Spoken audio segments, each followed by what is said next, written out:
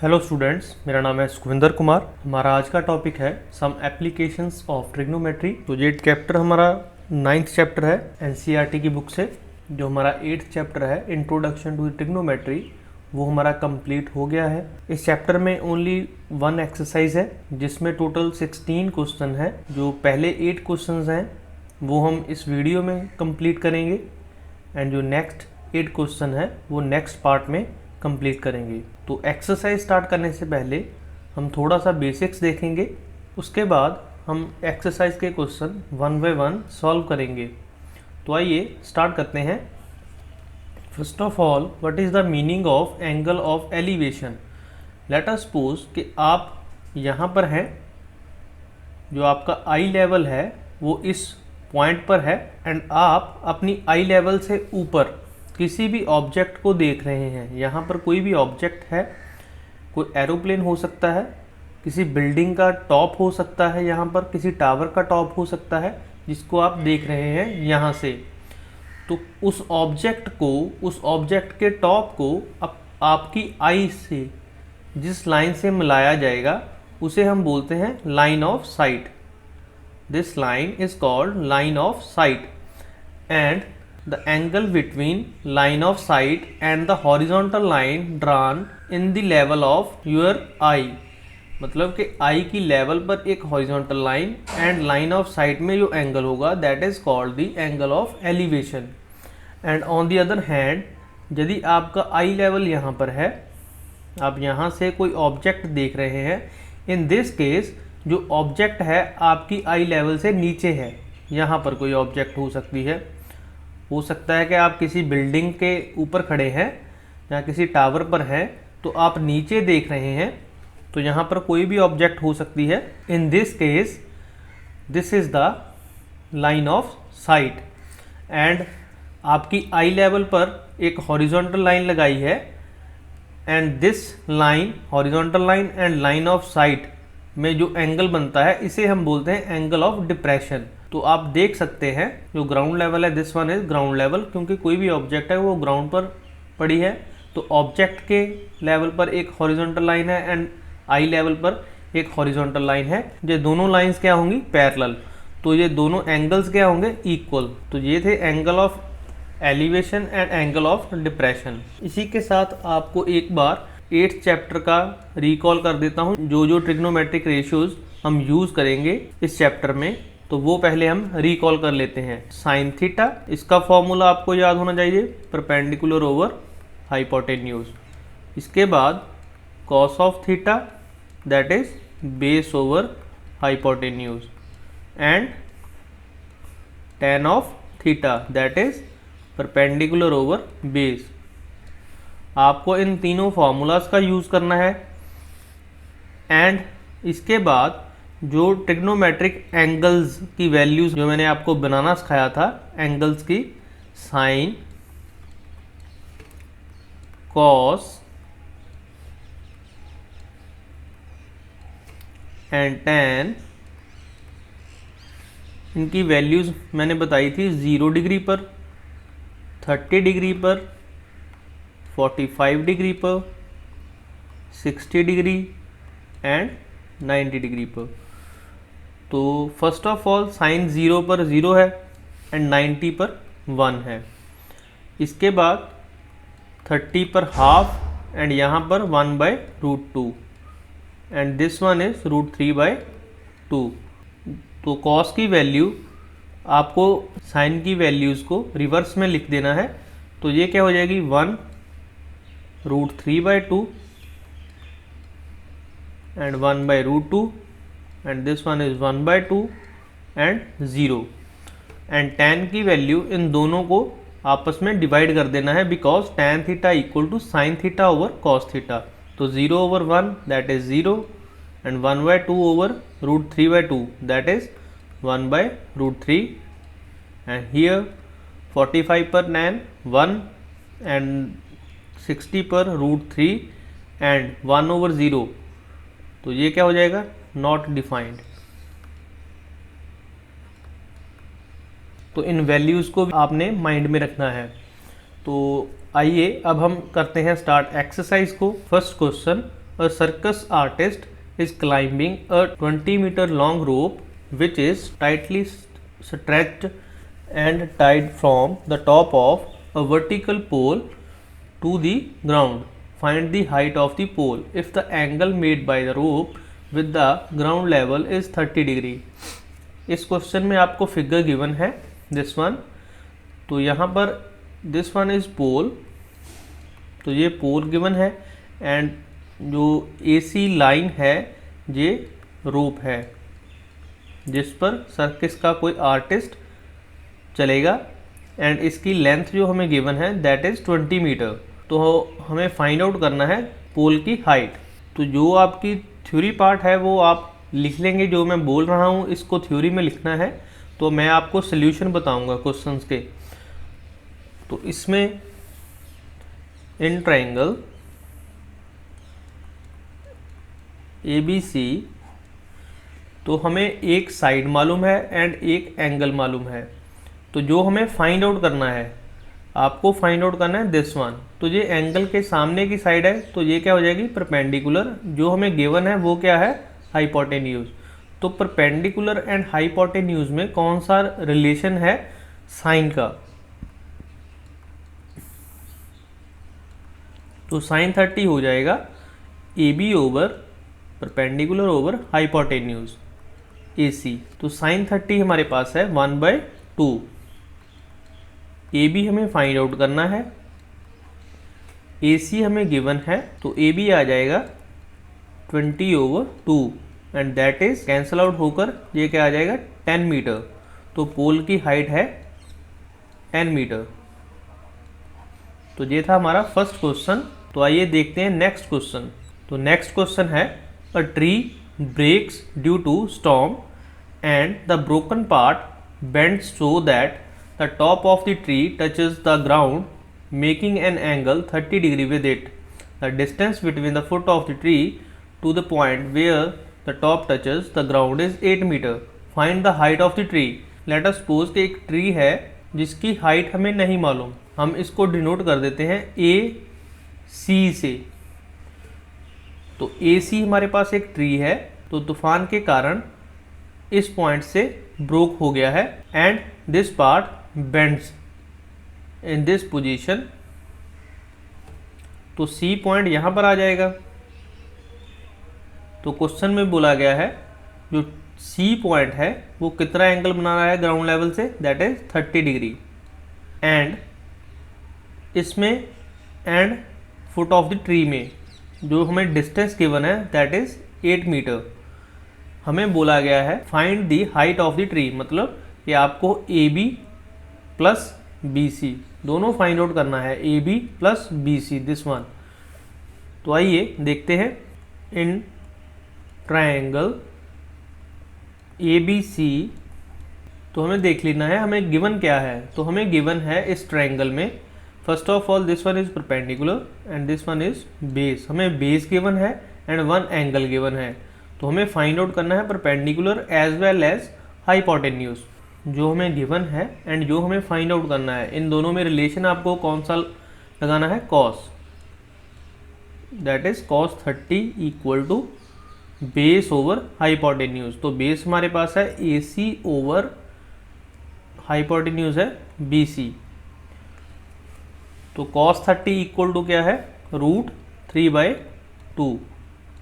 √3/2 equal to AC हमें given है that is 8 over BC हमें फाइंड आउट करना है। तो यहाँ पर आप क्रॉस मल्टीप्लाई करेंगे, BC इक्वल टू आएगा 8 into 2/√3 and that is 16/√3 metre.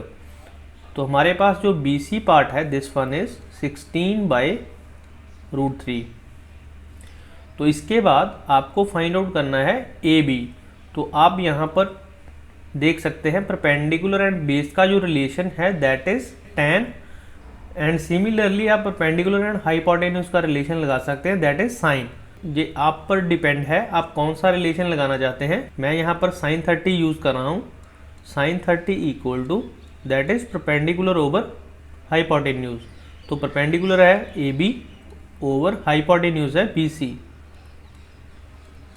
तो साइन 30 की वैल्यू 1/2, AB हमें फाइंड आउट करना है एंड BC हमने फाइंड आउट कर लिया है पहले, तो 16/√3। तो हम इसको 16/√3 को इस साइड मल्टीप्लाई दे देंगे, तो AB हमारा आ जाएगा 16/√3 इंटू 1/2। तो 2 से 16 कैंसिल आउट, दैट इज़ 8, तो ये आ गया 8/√3। तो अभी हमें फाइंड आउट करना है टोटल हाइट। तो टोटल हाइट किसके इक्वल है? टोटल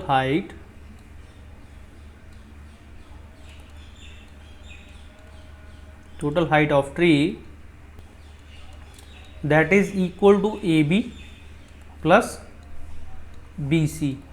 तो ये हमने दोनों फाइंड आउट कर लिए हैं, BC एंड AB है 8/√3 प्लस एंड BC इज 16/√3। तो इन दोनों को ऐड करेंगे, √3 हमारा LCM आ जाएगा, तो ऊपर आ जाएगा 24। तो जब भी आपके पास आंसर में नीचे रूट में आए वैल्यू, तो इसको रूट में नहीं रहने देना,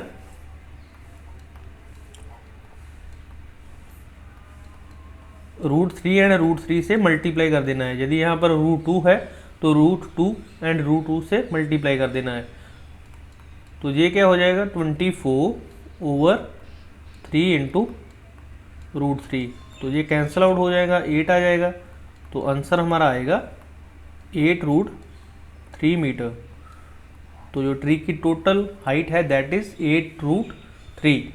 तो ये था हमारा सेकंड क्वेश्चन। तो आइए देखते हैं next question.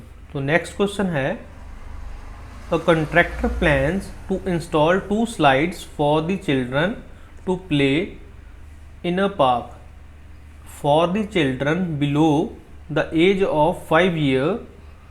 She prefers to have a slide whose top is at a height of 1.5 metre. मतलब जो 5 साल से नीचे बच्चे हैं उनके लिए जो स्लाइड्स बनाई गई हैं उनकी जो हाइट है that one is 1.5 metre and is inclined at an angle of 30 degree, and this inclined angle is 30 degree. Whereas the elder children, she wants to have a steep slide at height of 3 metre. मतलब जो 5 साल से ऊपर हैं बच्चे उनके लिए जो स्लाइड्स बनाई गई हैं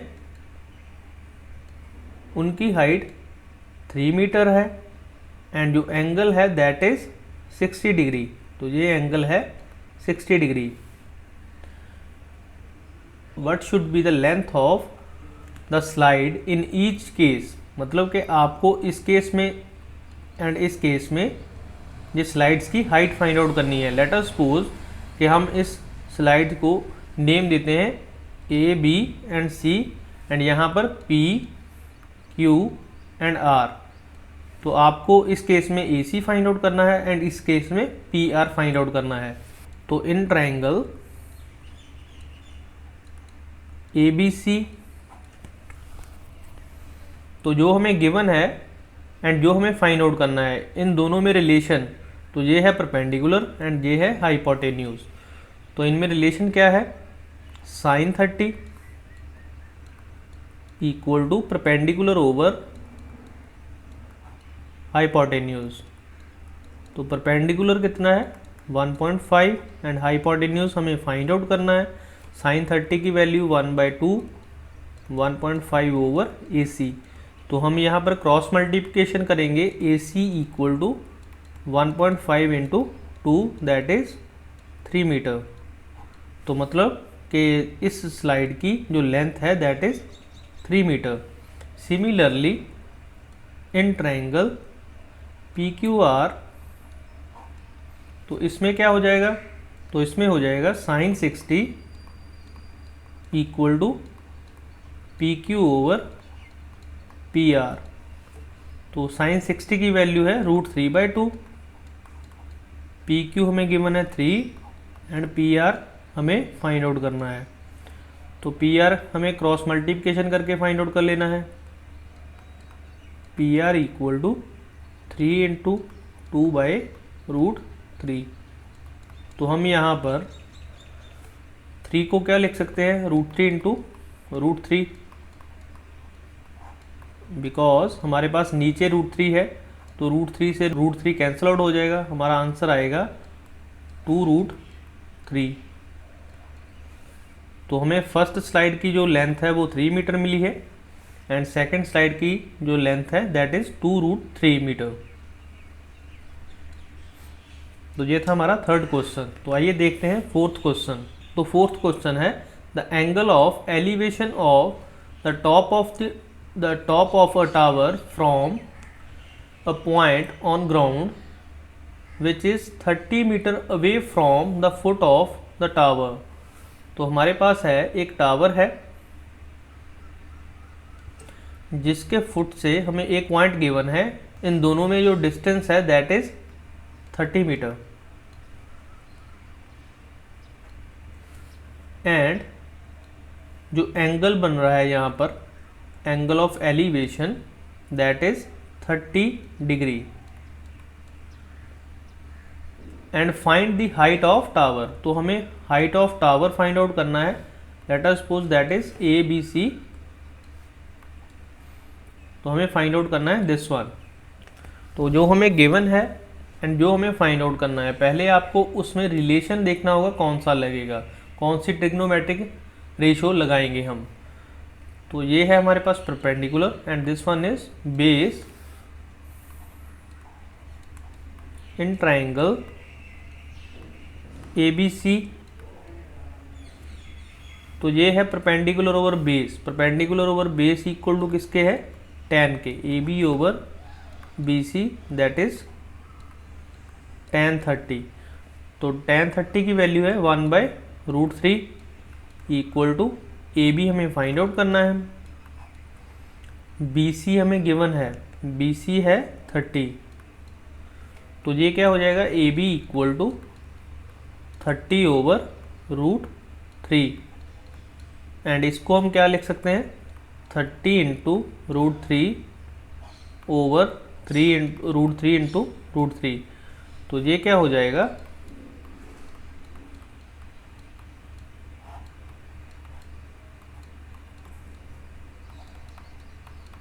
10√3 मीटर। तो ये हमारा फोर्थ का आंसर है। तो इसके बाद देखते हैं फिफ्थ क्वेश्चन। तो फिफ्थ क्वेश्चन है a kite is flying at a height of 60 metre above the ground, the string attached to the kite is temporarily tied to a point on the ground. The inclination of the string with the ground is 60 degree. Find the length of string assuming that there is no slack in the string.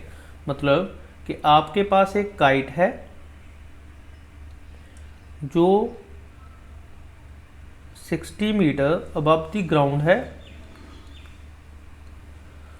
And इस kite में जो string है जिससे आप kite को बांधा हुआ है वो नीचे एक पॉइंट पर ग्राउंड पर इसको टाई कर दिया है।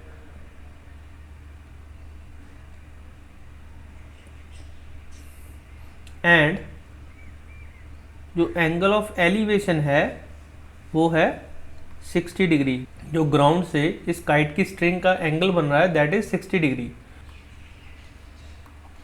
एंड हमें फाइंड आउट करना है length of string this one AC। तो आइए देखते हैं इन triangle ABC।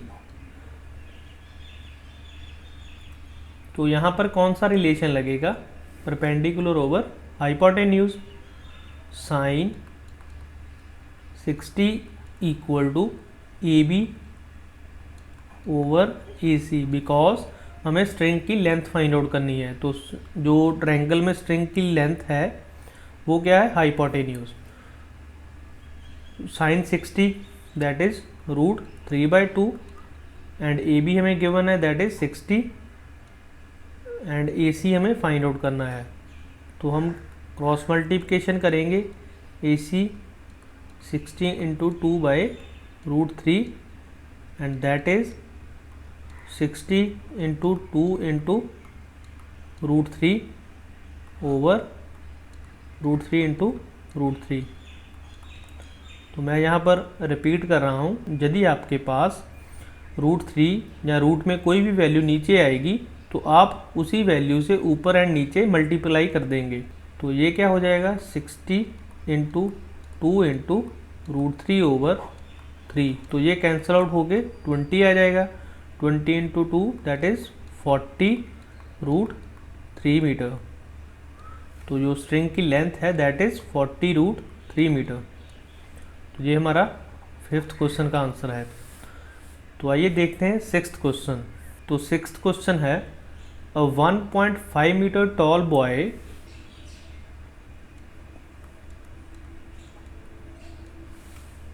Standing at some distance from a 30 metre tall building. मतलब कि यहाँ पर एक बिल्डिंग है जिसकी हाइट है 30 मीटर एंड यहाँ पर एक बॉय है जिसकी हाइट है 1.5 metre. The angle of elevation from his eyes, यहाँ से जो एंगल ऑफ एलिवेशन है to the top of the building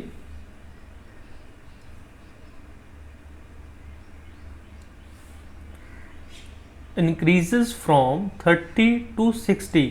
मतलब कि यहाँ पर जो एंगल बन रहा है वो पहले बन रहा है 30 degree as he walks toward the building. मतलब कि यदि ये बॉय बिल्डिंग की तरफ जाएगा तो ये एंगल इंक्रीज कर जाएगा 60 डिग्री। लेट अस सपोज के इस पॉइंट पर 60 डिग्री एंगल हो गया एलिवेशन का।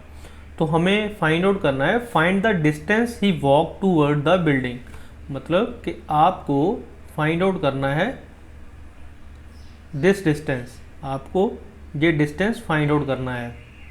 तो let us suppose that is A, that is B and that is C and this point is D and here is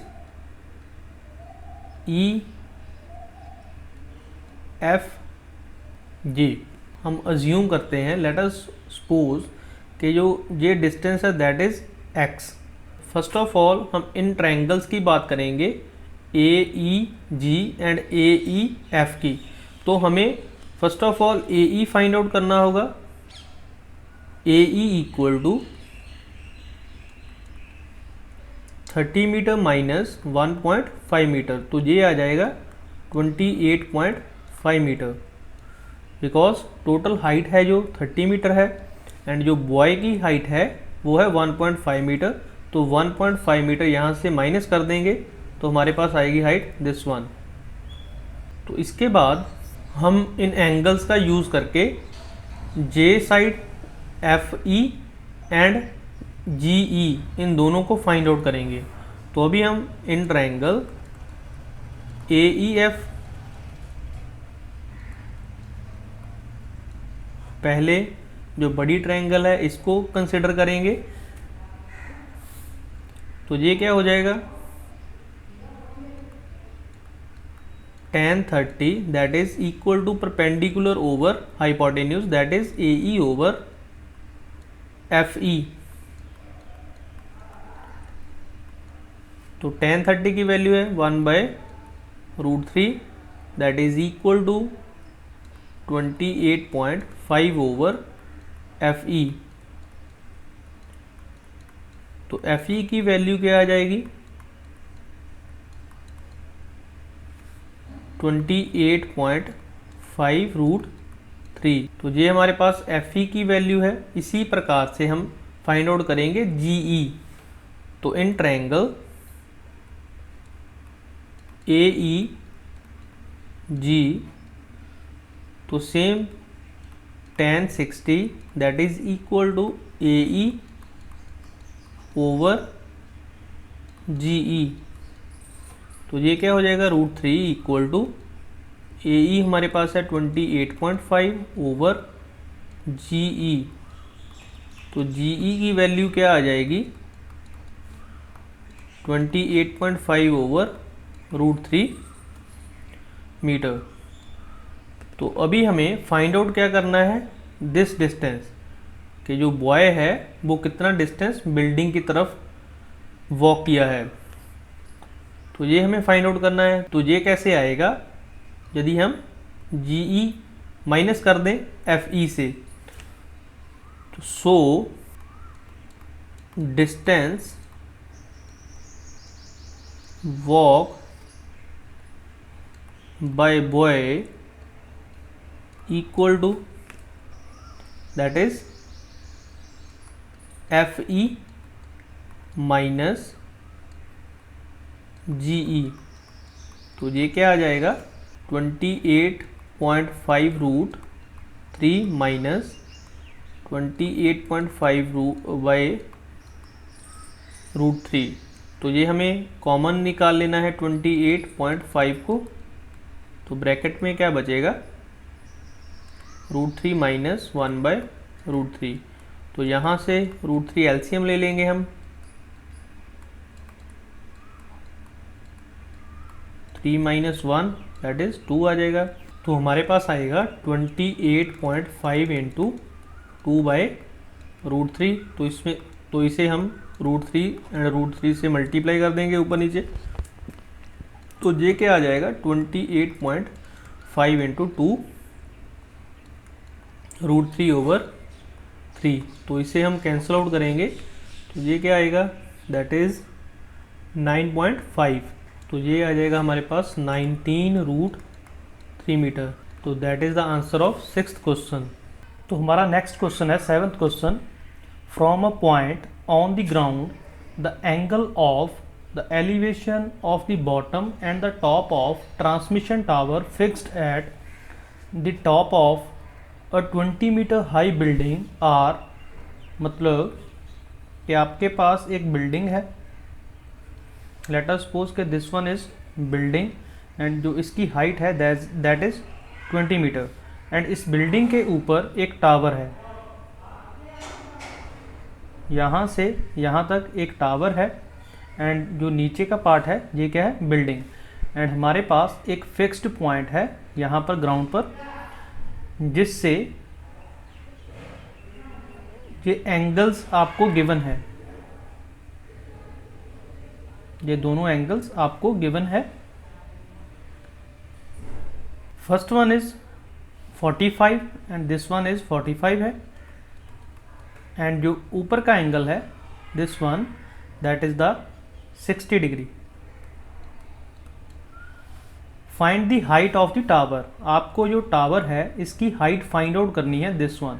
late us suppose कि हम इसे यहाँ पर हम ABCD नेम दे देंगे इसको। फर्स्ट ऑफ ऑल हमें फाइंड आउट करना है बेस, दिस वन, बिकॉज इससे हम यदि हम ये बेस फाइंड आउट कर लेंगे तो इससे हम टोटल हाइट फाइंड आउट कर सकते हैं।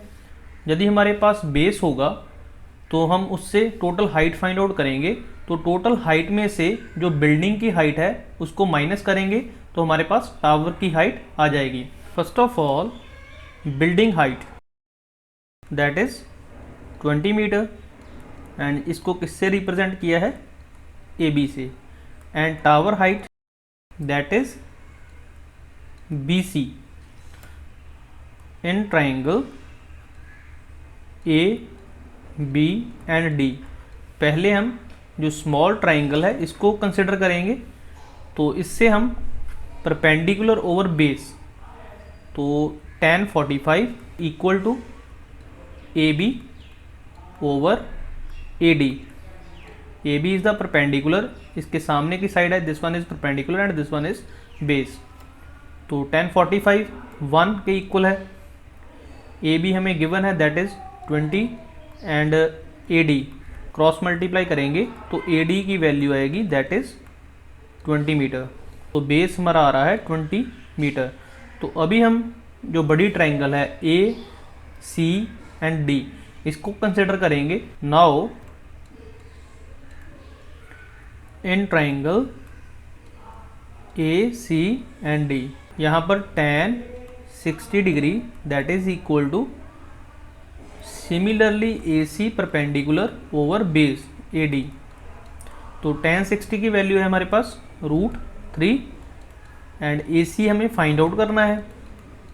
ओवर AD है हमारे पास 20।